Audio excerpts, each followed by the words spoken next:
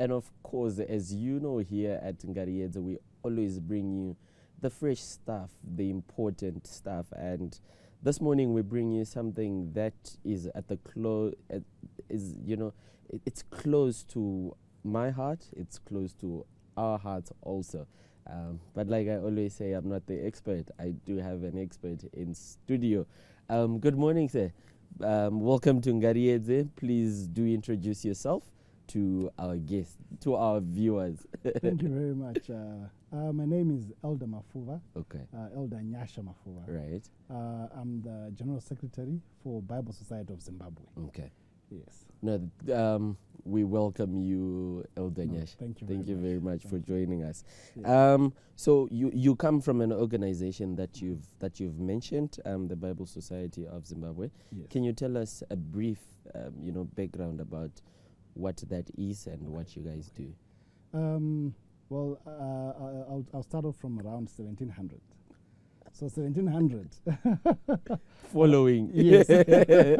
Around that We are time, following. there's a young lady called Mary Jones, Okay. who, that's in England, Wales, who walks about 42 kilometers to go and buy a Bible. She spent about 4 or 5 years raising money just to buy a Bible. She gets there.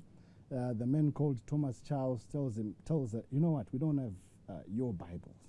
These are reserved. She insists until Thomas sells her a Bible. Then she goes back home. So from that incident, Thomas realized that people need a Bible. So that's when the birth of Bible societies across the globe started coming up. Okay. And then we'll come to 1939. All right. Now we're in Zimbabwe, and the work is starting in Zimbabwe with the translation of the Shona Bible. All right. So that's when Bible Society of Zimbabwe came to be. What is it about? We're about, to help you maybe remember, I'll use the word T as an acronym, Okay. TEA. All right. So it's about translation, it's about engagement, and it's about availability or accessibility Of the Bible. of the Bible. So as a society, every day that we wake up, we're talking about which community needs a Bible, Okay. which language needs a Bible. So that's speaking to translation. All right. On accessibility or availability, do you have the Bible in the form that you want? Be it, is it Braille? Is it a large print? Is it a small print? Is it a pocket Bible? You know, all those varieties of Bibles. So we're also looking at that does the Zimbabwean community have a Bible that they want? And that they understand, that Yes. speaks to them, Yes, you know, exactly. when they read in whatever dialect that they are Yes. reading, Yes. things make sense. Things make sense. Now, and we're Okay. talking of the digital age. Do we have an application that applies to the Zimbabwean community? All those factors are in place. And at Bible Society of Zimbabwe, we're sitting down and thinking, how best can we make sure that a Zimbabwean has a Bible? Beautiful. I think that's something really, really commendable. And when we are looking at, you've said availability and access within communities. I understand you have one that you are working on now, the Tonga, Yes. the Tonga translation. Yes. So what inspired that decision to say, okay, I think yangu va Tonga now? Tonga. I think, well, if you look at the stats, we have done Shona, we've done Ndebele, we've done Ndau. Okay. So in terms of population demographics, the next biggest population after those will be the Tonga community. Right. So engaging with the Tonga community, they also wanted a Bible. The Christian Commission, go ye therefore and teach and preach. Yes. So the Christian community is bubbling. It wants to reach out to the community. But they can't But if they they don't have the resource. Yes. You can't go and preach in another language to a community. Yes, you can't touch You can't. anyone's So heart the there. first, the most important tool will be, give them a Bible. So you have the clergy, you have the community, you have children, you have scholars that are looking for a Tonga Bible that speaks to their community. So these communities, we met, we engaged and agreed, okay, let's work on this project. Yes. Beautiful. Yeah. And when we're looking, you've said in terms of demographics, they are the next best. Are you able to quantify or give us a number? Okay, this population size yayo is this big. Yes, to some extent, because it's a fluid. The last census had about 213,000 Wow. Tonga speaking. Wow. And remember, this census is done in Zimbabwe. Yes, But you've got the diaspora community. definitely. So there are also other Tonga speaking In people. fact, that's Yes. a whole region. Yes. Okay. So we roughly put it at 300,000 just to cater for other people that are not in Zimbabwe. Thank Yes. you very much, Nyasha, for that. And so, how then do you think? You mentioned, the Christian Commission. How then does having a Bible in the language, in the dialect that they understand, how then do you think it will affect, their culture, even their Christian life per se? Try to check how culture and religion is going to be affected by the Bible. First of all, the Bible itself, without compartmentalizing it all, it has a life-transforming power. In terms of how someone lives their life, in terms of hope, be still and know that I'm God. Definitely. There are many verses that speak to one's life in terms of principles of life, basically. So once those are in a native language, once those are in the heart language, one is able to understand them better and to apply them. How will it affect their culture? I think it will improve their lives. For me, the best people to answer those that will be the Tonga people. Definitely. I'm sure we'll come back at some point, when Yes. we've actually gone to the ground, and Yes. they share But experiences. you look at they're now able to, for example, increase their academic knowledge in terms of religious stuff using their own Tonga Bible. So in terms of research, in terms of studies, it becomes more enriched. So in terms of religion and culture, I believe that the Tonga Bible will enrich them as a community and also as a country as a whole. Yeah, Because true. many people are no longer fixated to their original language. We've moved, I mean. Yeah.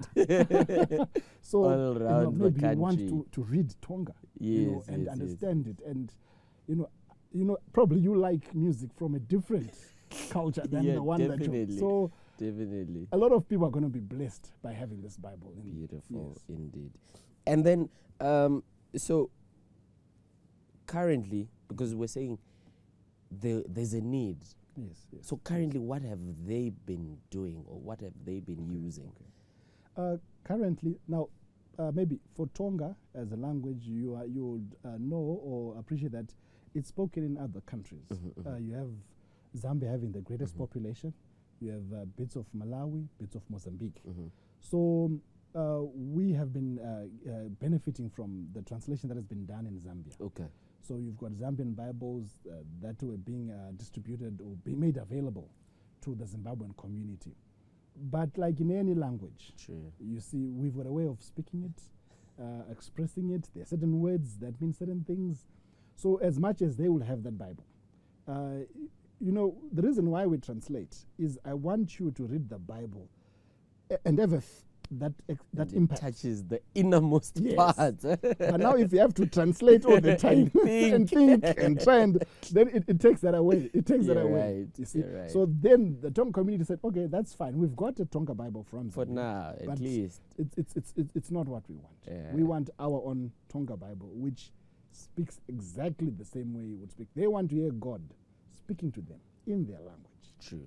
And I think that's a very key and important aspect, Yes. Yeah. So when you look at maybe part of the Matebele space, Yeah. there is Isindebele. Yes, You cross over into South Africa, there is IsiZulu. Yes. They're close, Mhm. but they're not the They're same. not the same. So Yeah. somebody might understand, Yeah. IsiZulu or vice versa, Yeah, but yeah. zvakatosiyana, because the slang that we Exactly, use, exactly.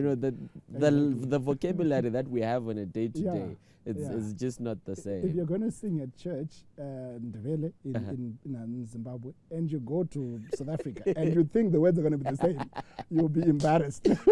You're definitely right. Yes. Now, looking at the Tonga translation, Nyasha, Yes. what are we doing to promote, this translation of the Tonga? The latest, I think this is the first one. I Okay. think giving us this airplay is the first step that I would say is helping us to conscientize people and Thank to you. help, raise funding for the project. I mean, that's what we do. This is why you have Ngarietse. Yes. So thank you very much for that initiative. We appreciate you also. The first local initiative that we've done is to organize a fun run Okay. where we're having the Zimbabwean community being interested and involved in funding the translation of the project. So these are the two main activities that we've done, initiated so far Okay. locally. All right. Like any project, there are people, many people who are interested. The Christian community is global, and many people are interested in different places, and they contribute and participate in the translation. So where's this fun run going to be held? Maybe details about that also, so that some of our viewers can also, be part of this. Thank you. Our fun run is going to be held at Arundel, Okay. Mount Pleasant Arundel First Capital Sports Club. All right. Yes, on the 15th of November. Okay. That's when we're meeting 5:30, 6 o'clock. Then we go for our run. Beautiful. Yes. I think as we get closer, we'll also be, passing on the reminders about the fun run. And do we have a theme or a message that we're sending out? Call to action of some sort for the fun For run? the fun run. Maybe let me take you back to Mary Jones. Uh-huh. So Mary Jones walked 42 kilometers for a Bible. And we're saying, why can't you run for the Tonga Bible? So Imagine that. Even I Yes. was caught off guard by that. yes. No, run for the Tonga. that's great. That's Yes. great. I think finally, when we're looking at the fund run, what will it mean to me? As we wrap up, to me to be part of this fund run. Okay. To you, what it means is, you see, we've got many corporates that have come on board that have supported the initiative. So everyone who's registering is directly contributing to the project. It's not going to any of your attire or your medal. It's That- going straight into the translation. Yes, the corporates that have funded for the attire, don't worry about the attire or anything, don't worry about that. So anyone who's registering is going straight to the project. And also I would want to highlight that, as I said, our community is now bigger. Definitely. So you're not limited because you can't come, but if you register for the run, we'll make sure you get your race pack, and we'd like you to put on your race pack And run wherever and you then share with us, Ah, that you love beautiful. the Tonga people and you're supporting the Tonga people I love you. and the initiative for them to have a Bible. So when you register and run or register only, you are contributing directly into into the Tonga. delivering a Yes. Bible Yes, yes, to our Chitonga speakers. yes. Thank you very much. Thank you very much, Nyasha, for joining us. We look forward to having you again. Yeah. As the project goes on, as you get into other projects, we'll definitely have you here on Ngarietse. Thank you very much for coming The through. pleasure is mine. Thank you. So that was the discussion that we had with Nyasha. I do hope all of us are thinking, deeply about running for a Chitonga Bible. Yeah. Do join us in the next segment.